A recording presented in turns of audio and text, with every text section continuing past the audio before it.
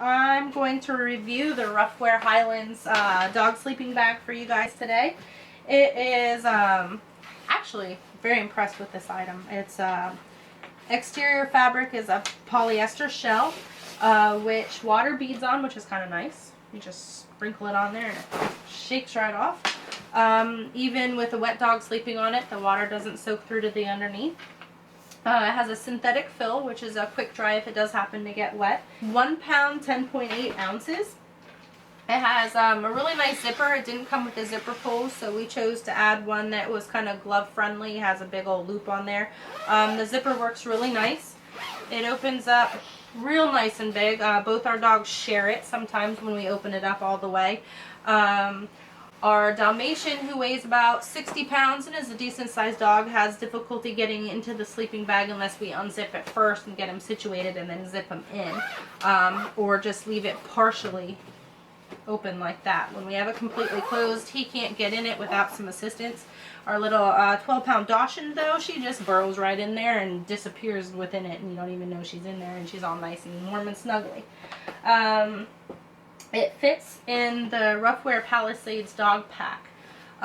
With the stuff sack that it came with, it didn't compress nicely and ended up being really bulky and big on the side of them. So we got this small Exped compression sack that we can stuff it into and then compress it down and make it more of like an elongated tube that fits in the pack nicer and makes them less bulbous. It has an integrated sleeve on the back for the Highlands pad, which we also have. The dog hair and dirt brush off really easily. I've been very impressed with that because I thought it would be disgusting after Jax jumps in a muddy creek and decides to curl up on it when he's cold. The Highlands pad weighs 7.2 ounces. It also has a polyester cover on the outside. And then has a little bit of thin foam in for insulation, which protects him from rocks and things like that. He uses it independently to the sleeping bag quite often.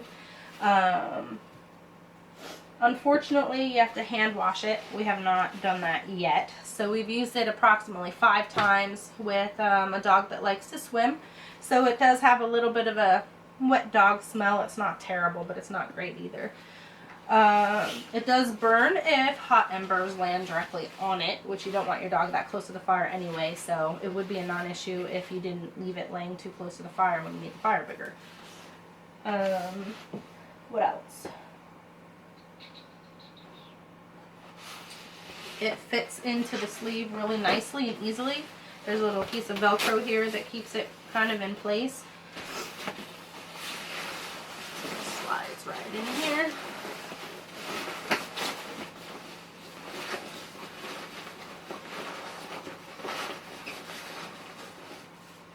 Like that, and then it's real nice and cushiony, adds a lot of insulation there, comes out really easily as well.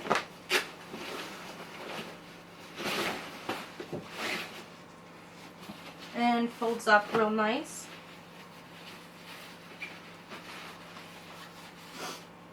Did consider it kind of bulky until we cut up a piece of one of our foam things that we would consider kind of comparable and cut it roughly to the same size and then tried to roll it up. So it ends up actually not being bulky after you compare it, which is kind of nice. And when the sleeping bag's stuffed into this stuff sack, it's almost the same size of this. So in the Palisades pack, he's pretty balanced, not weight-wise, but size-wise. One thing that's really nice is the stitching isn't all the way through to the back side, which reduces a draft. So if there is a breeze, it's not going through the stitching site into the inside. So if he's in there, he's nice and toasty and not getting that draft. It also has little tie downs that are tucked in underneath here. So if you want it to stay put in one spot and you don't want your dog just to grab it and decide to drag it wherever they want, like into the creek, you can stick it down so it can stay put. Washing. It washed up really nice. I was surprised. I threw it in there with some of our other items that we camp with. marshmallow coats and jackets. And we use this Nick Wax Tech Wash, which is supposed to help maintain the water resistantness of the fabric. And that's been working out really well for us. So this one's already been washed twice, so it smells nice. Okay, so we have a size small Exped compression sack that we got for it to make it fit in his Palisades pack better. Didn't care for the one that it came with. So we stuff it in here, just, you know, kind of haphazardly. Just stuff it all in there. And then do like you do with normal waterproof sacks. This one has like a little valve down here, which is really nice because it, after you close it up, you can swish a lot of the extra air out of there with a one-way valve, so the air doesn't even suck back in there. And compress it down real nice and small.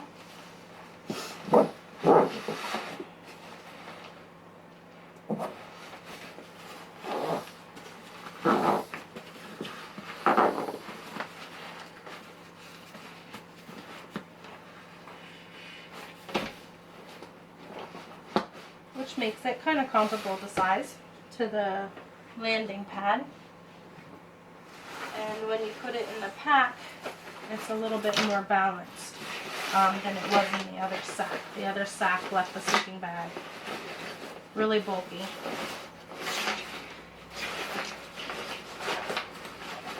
And then can get a very unbalanced little ball.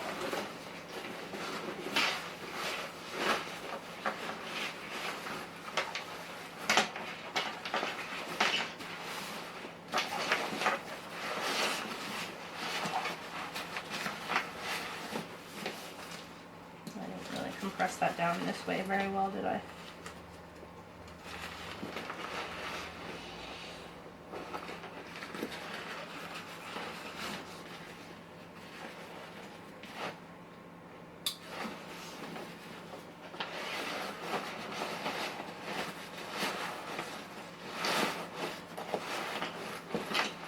So, as you can see, it ends up being almost the same size on both sides, which leaves him a lot more balanced.